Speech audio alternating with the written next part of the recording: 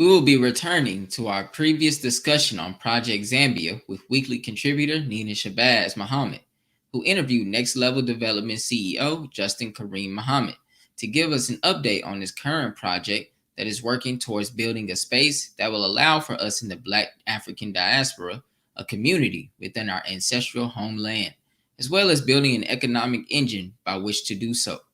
For this topic, our weekly contributor Nina Shabazz Muhammad is back to give us her interview with Justin Kareem Muhammad from Next Level Developments. Greetings, sister. Greetings. How are you this evening? Oh, I'm doing well, doing well. Thank you for coming on tonight. Sure. Justin, he's been working feverishly in Zambia, trying to get some of the projects that when we first spoke to him off of the ground. And so I thought it would be a good idea to, kind of reach back to him and see what kind of Mhm. progress and, just get some overall updates in terms of what he's been up to since last we spoke. And so this is what he had to say. So since we last spoke, I guess we've just been um, solidifying our work here. So it's been a bit challenging with different issues. We've probably had about five road traffic accidents involving our lorries. I was in a crash with the 4x4 I drive. We had some flip over and stuff. So we've had some interesting challenges over the last couple of months. But what's really happened, we've just been um, getting our stuff together and just learning the dynamic of the space that we're in. So it's very difficult with personnel, keeping your equipment maintained, making sure your staff are actually doing what they're paid to do and what you'd expect them to do, making sure people are standing up to or living up to the contracts that they've signed. So there's been a lot of that. But it's just part and parcel of the job, so that's what we have to do.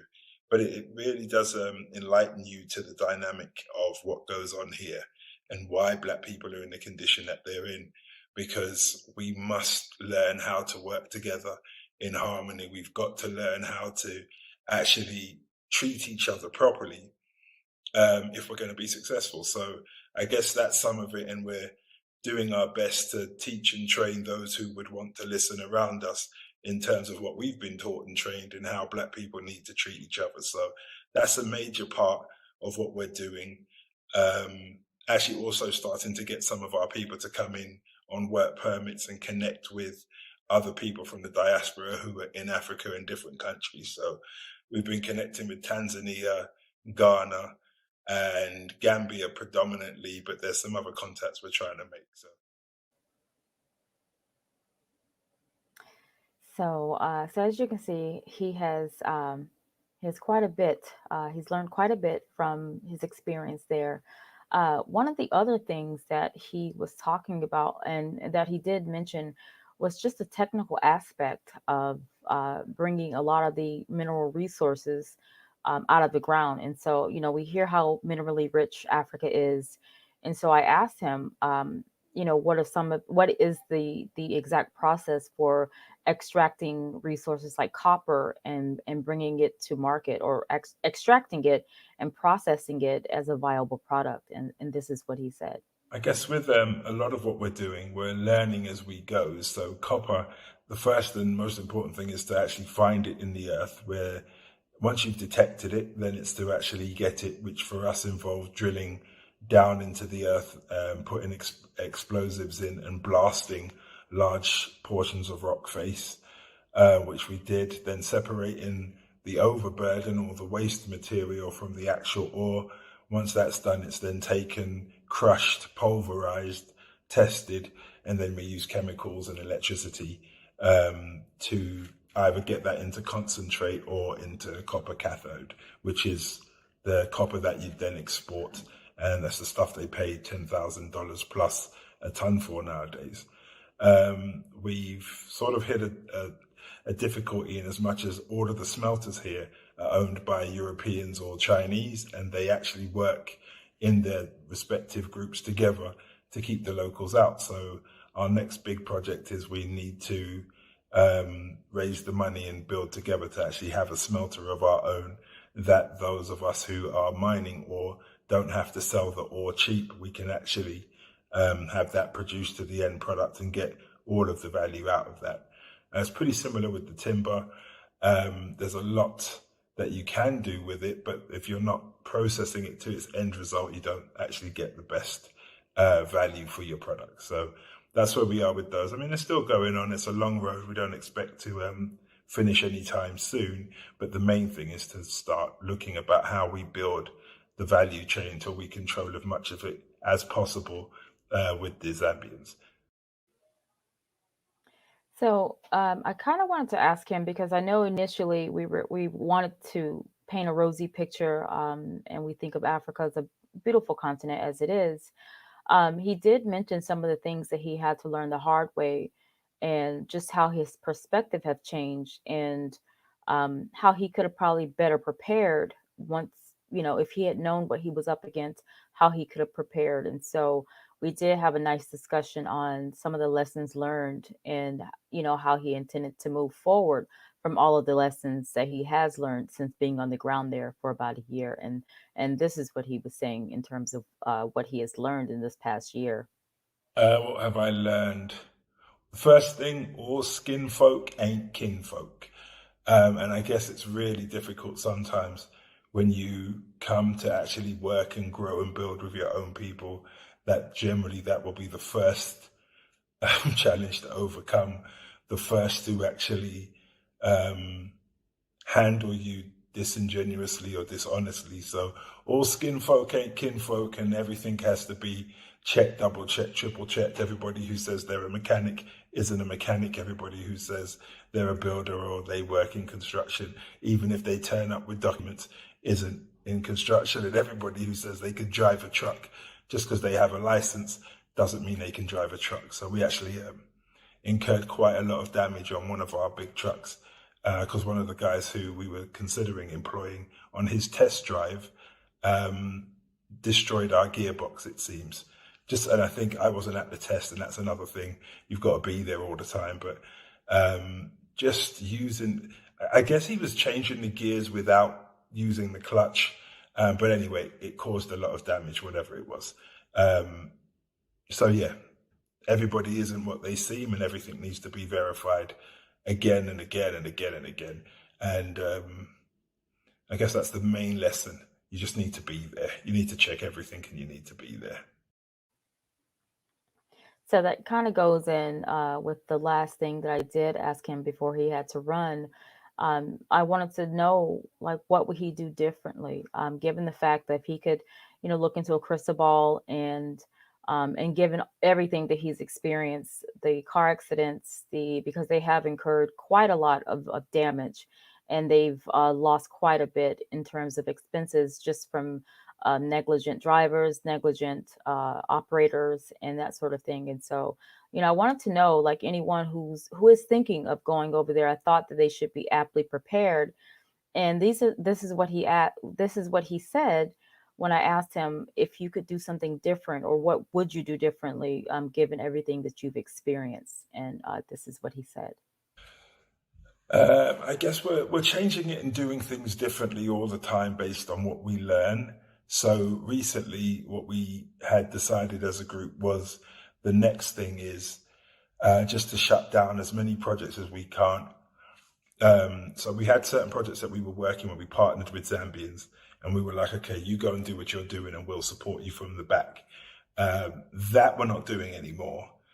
So now we actually have to be right there. So if we can't physically have somebody move into that zone, move onto that piece of land and live there, then we're not actually going to do it. So we pretty much are just taking our operations to stuff we can manage with the personnel we've got on the ground, and then we'll grow our personnel as and when more people come. So that's why our main focus now is having more of these fact-finding trips, these investment tourism trips, and just really opening the doors to have people come all through the year, see what we're doing, discuss with them how they could fit in, how they could help, and how we could help them if they want to repatriate to Zambia or to Africa. And also we're building a new platform called fishingrod.fund, where we're actually going to be showcasing a lot of that stuff.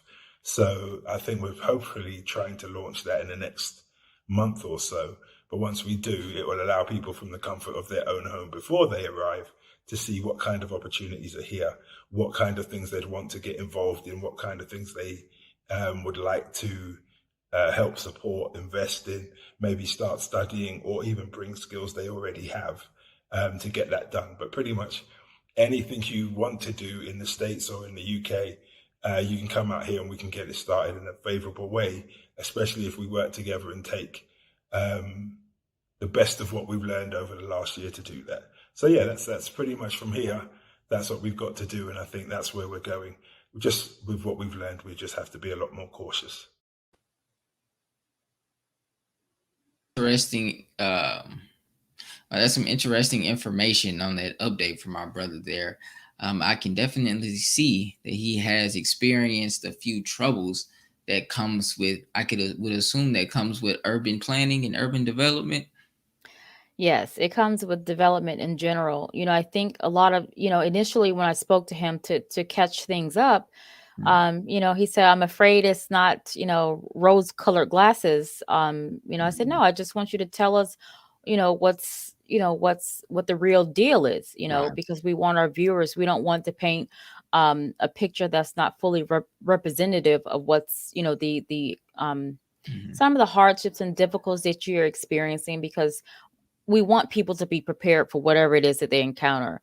Right. One of the things that a next level development wanted to do in terms of creating industry is that just as a people, we've been more consumers than anything else. And we haven't been the producers, the processors, the distributors of goods and services, especially from a raw sense, taking it out of the ground, processing it, and basically controlling the entire operation. Right. And anyone who's wanting to repatriate, you can't go there thinking that, oh, I'm going to just get a job. Unless you're already fully employed, you work from home, you own a business that you can, that gives you the ability to be anywhere, like with a laptop, then Right. you're going to have to create a job. And so the vision of next level development is to have processes, jobs, industry in place so that when they do decide to repatriate from the diaspora, they will have the economic engine by which to do it. But yeah, as he alluded to, there has been a lot of mishaps. We saw that beautiful image of Zambia Right. when we first started the segment, but it takes a lot for things to actually become that beautiful. Yeah, I definitely could assume so. I mean, with all the bumps in the road, it's still beautiful to see that he's pulling together his resources with other people in the community as well, and attempting to build something of our own. Back in Africa, that's just definitely a beautiful thing to watch, and I hope that we can get some more updates from our brother as well. Absolutely. He wants to come on at least once a month just to give updates, to provide the status in some of the projects, because, as he mentioned before, we're being left out of a lot of things. And so that's why, our unity, coming together, working together to make sure these projects, go to the finish line. It's very important. As you can see, he needs all hands on deck. So. Absolutely. Well, I thank you again, Sister Nita, for bringing him back on and giving us more information and an update on that project in Zambia. Absolutely. My pleasure. Thank you. Have a good night. Let's pause for announcements from our sponsors. When we return, we will again be joined by Sister Meshia and Brother James Clark from Konnecting Conley Urban Gardens. We'll be right back. Be a part of the force that powers truth in journalism. Go to nnvnews.com/donate.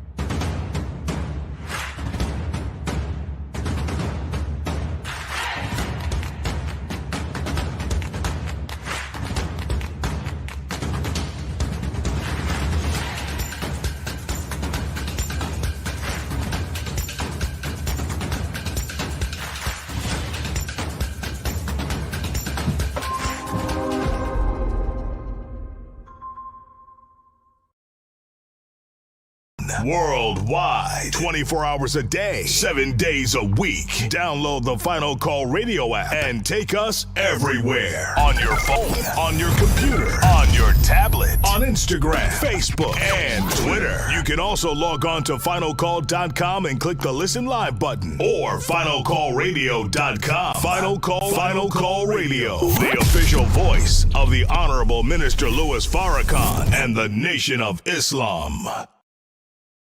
Please share your thoughts with us in the comment section below. Follow us on social media at NNV News, and please subscribe to our YouTube channel at National Network View. I am Anissa Muhammad with nnvnews.com.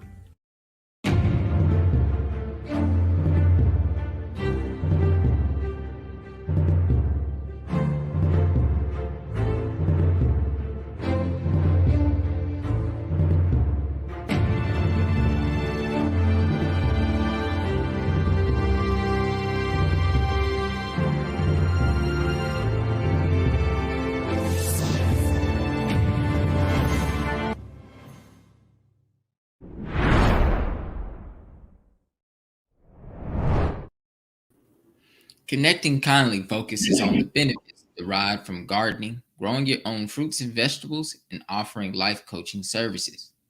Joining us from Connecting Kindly Urban Gardens is me. How you guys doing today? Greetings. Great. We're doing well. How are you? Oh, I'm doing fantastic. I just want to thank you all for taking the time out to join us on our show today. Thank you. Thank you. Yes, well, let's hop right on into it.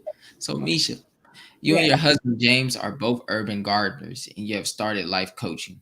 Before we start talking about your urban garden, I'd like to ask you about life coaching. What motivated you to start life coaching?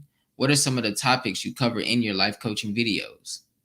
Okay, so first, as far as the life coaching, I think it kind of came naturally with myself and my husband raising 8 children. That's life coaching in itself. And then I have a background in mental health, mainly working with children. And so, that was something that I like doing. I like helping people. And I talked to my sister-in-law quite a bit, and she is a life coach as well. So she talked to me and gave me the information on being certified. So I'm really just getting started, but I am really excited about being able to be advocates for, people, and to just try to encourage people to do the best that they can in this life. Wow, absolutely. That's a beautiful story and background on how you got started into life coaching.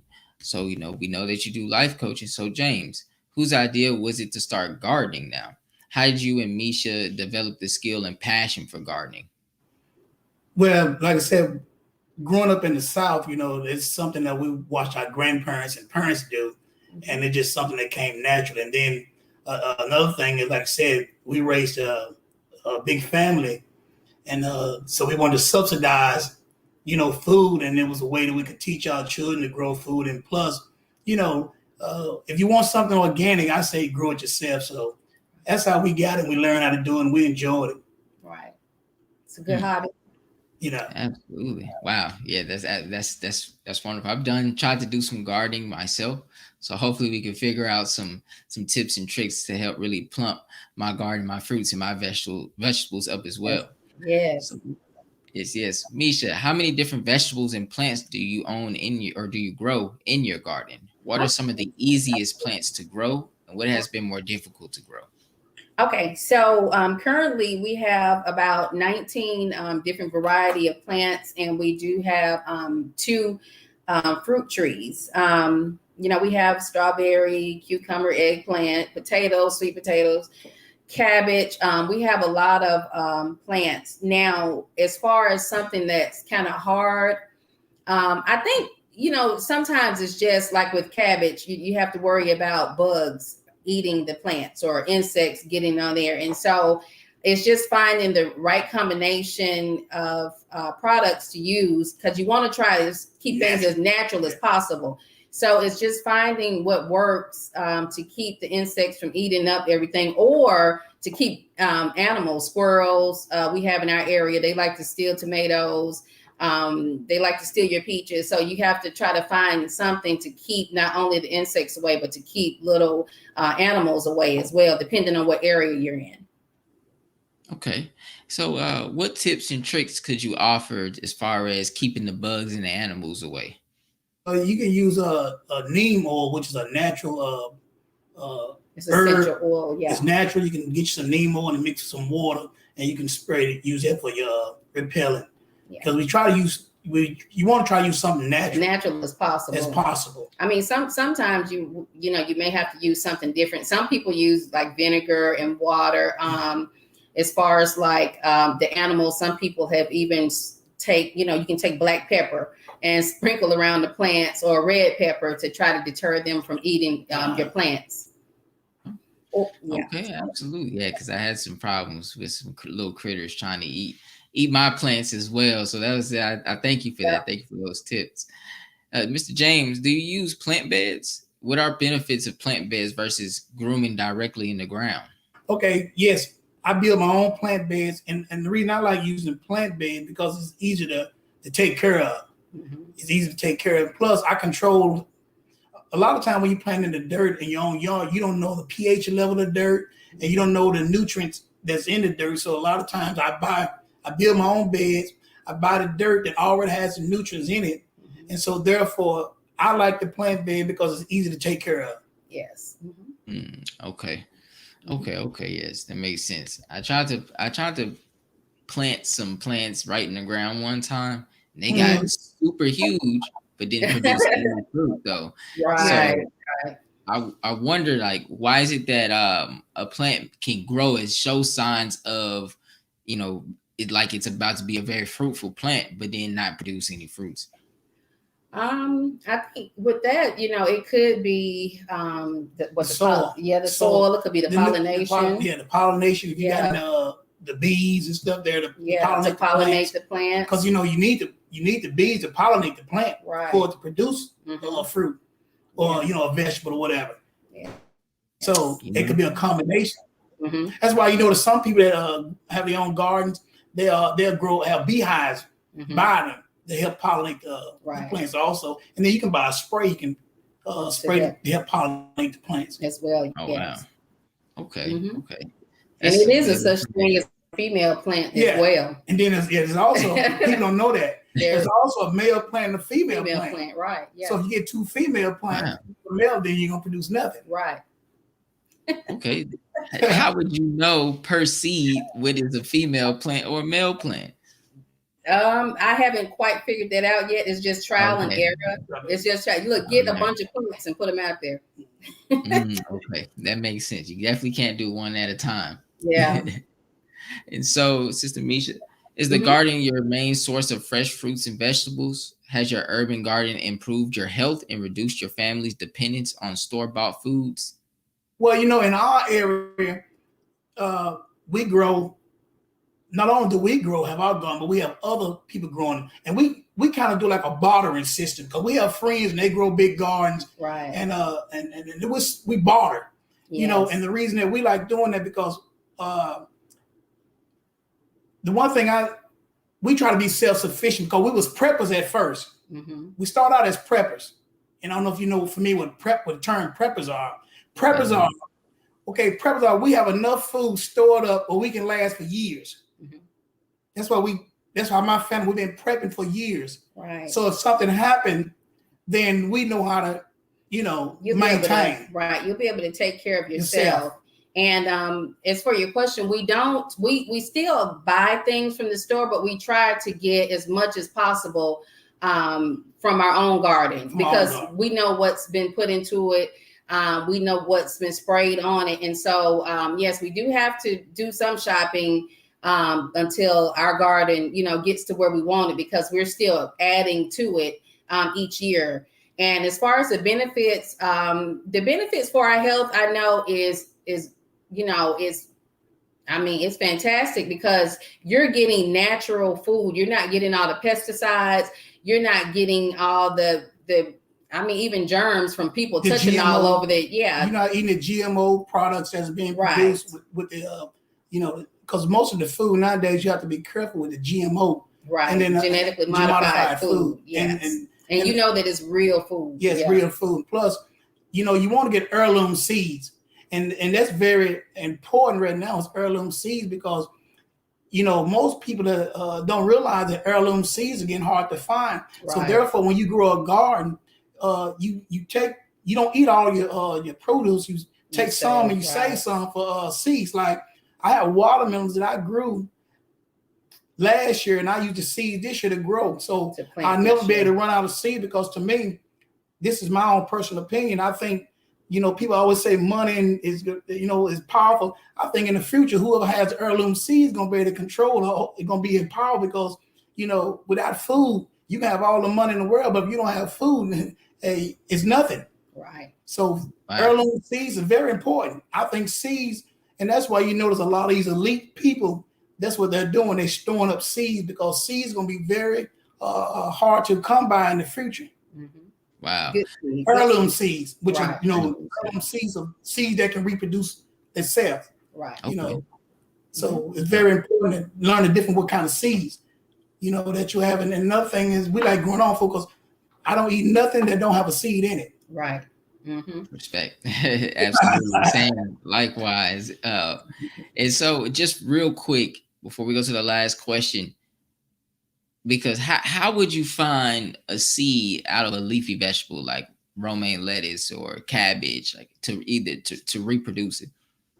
Yeah, now that's a tough one. That's a tough one because actually the plants that we planted this year, we were able to buy the heirloom plant, but you can buy seed. If you can go to like a Lowe's or something, they do sell a seed. But make sure it's heirloom. But you want to make sure it's heirloom. So as far as like me seeing my cabbage seed, I haven't done that. But my goal is to go and purchase as much as I can of the heirloom seed to put up for years to come. Now my watermelon seeds, we have those stored up. Mm-hmm. I have my green seeds. I have those stored up. I have enough seeds. Certain plants, I have enough seeds stored up for years, so I don't have to go and purchase them. I already have my own, right. And I just, as I grow, I store them up, so I always be able to have those plants to continue to grow for years to come. Right. And I can pass them on to my grandchildren. Mm-hmm. Awesome. Well, for the last question here, how can we reach you to learn more about Konnecting Kindly Urban Gardening and your life coaching? Okay. So you can actually just do a search in YouTube, and it's Konnecting Kindly. That's spelled with a K because I like to connect with people. That's KONNECTING, kindly with a K, KINDLY. We do have the YouTube channel there, and then you can also send an email to connectingkindly@gmail.com to get in contact with us that way as well. We do encourage people to like and subscribe on the videos. And now it is a mixture of, family-oriented videos for positive, uplifting, and encouragement. So they're kind of mixed in there.